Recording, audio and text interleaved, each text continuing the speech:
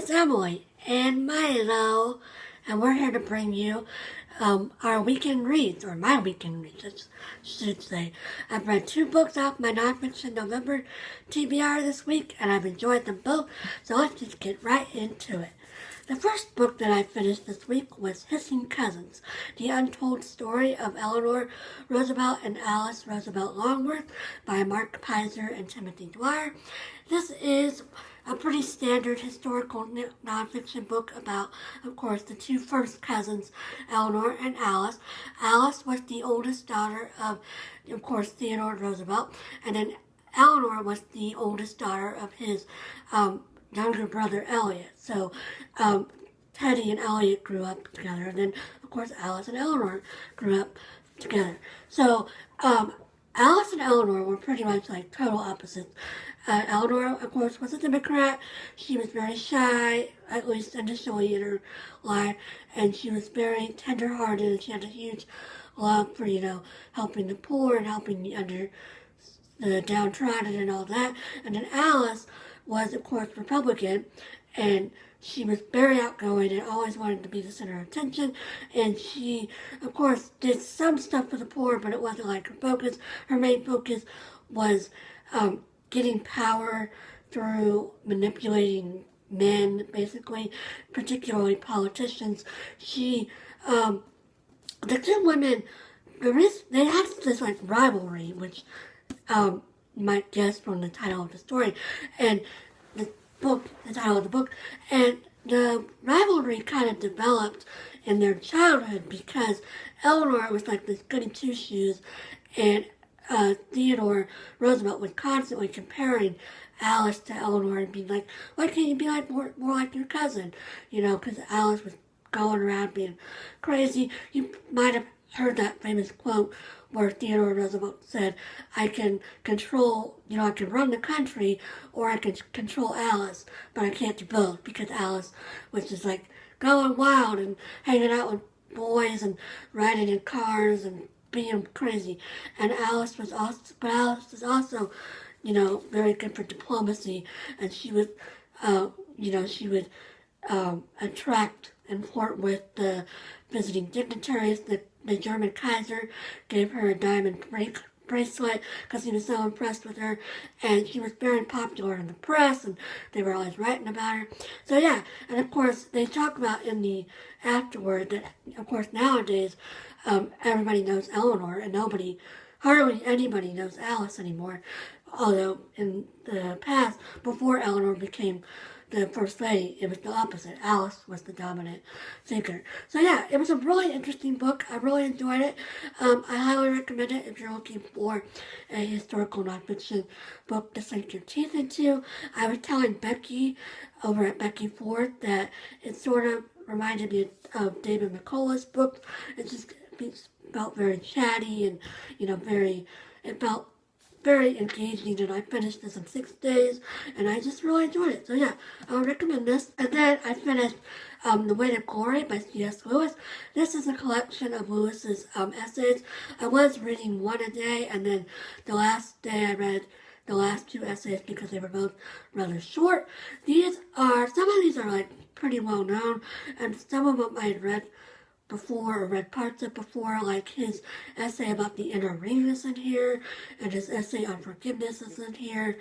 And so, for the most part, these are pretty standard Lewis essays where he's explaining concepts of the Christian faith in a very, layman type way.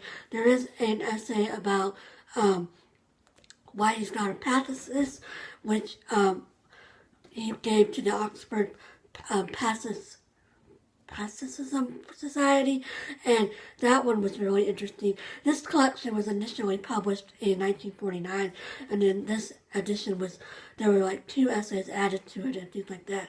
So these were all, for the most part, essays that he gave during the war, either sermons or text essays that he put out during World War II. So yeah, I really enjoyed this. There was one essay though that I didn't get on with, and that was called Transposition, and he was sort of talking about speaking in tongues and Pentecost, and how most people, like non-religious people, would say that that's baloney, because most of the instances of people talking in tongues are baloney, and he was discussing how some of them aren't, and how there's different ways of looking at it and things like that.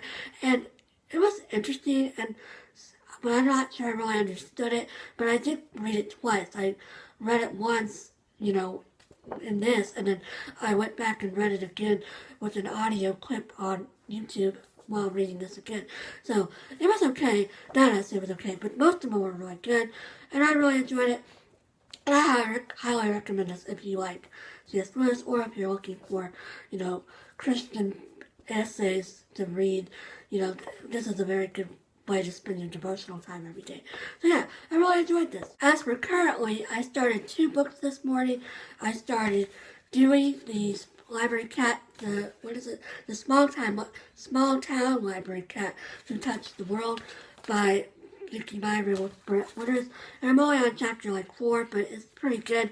It's very easy to read. There's pictures of the kitty. I think it'll be a really quick read. I'm going on vacation on Tuesday, so there's my suitcase. You can see all my stuff piled on it. So I don't know if I'm going to finish this before then or not, but if I do, I'll leave it at home. If I don't, I'll take it on vacation. So either way, but yeah, it's a pretty easy read, so I might get it done before I go on vacation. So yeah, I'm really enjoying this. And then the other thing that I started this morning was Interior Castle by St. Teresa of Avila.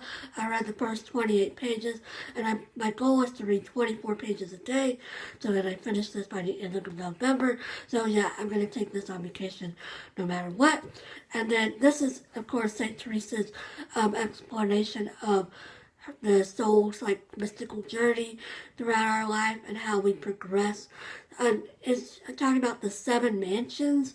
So there's this big castle, and there's 7 mansions within the castle, and it's how you progress. It's how you progress from the first mansion to all the way to the 7th mansion, and the 7th mansion is basically when you die and you go to heaven and you have full communion with God. But you start out, very basically, and you work your way up to the 7th mansion. You start out being on the outside of the castle wall, and then you work your way up. What are you doing? My kitty is being very weird. But anyway, so yeah, I started this. Gonna take this to Georgia with me, and then yeah, my goal is to finish this by the end of November. And then of course next week I'm going Tuesday morning. I'm leaving for vacation, and I'm taking the other 2 books that I have on my nonfiction November TBR, which is Bossy Pants and oh man, what is the other one? Oh, Front Page Girls. And I'm also taking Lab Girl by Hope Sharon, and A Midwife's Life by Laurel Thatcher Ulrich. And I'm also taking my Kindle, just in case. And I'm taking my magazines. So, there's literally no way I can run out of reading material next week. But yeah, I'm hoping to do my next weekend reads down there at the condo. So hopefully I'll be able to achieve that. Yeah, I hope everybody's having a great weekend, and I'll talk to you again soon, hopefully from Georgia. Yeah, have a great week, everybody. Bye-bye.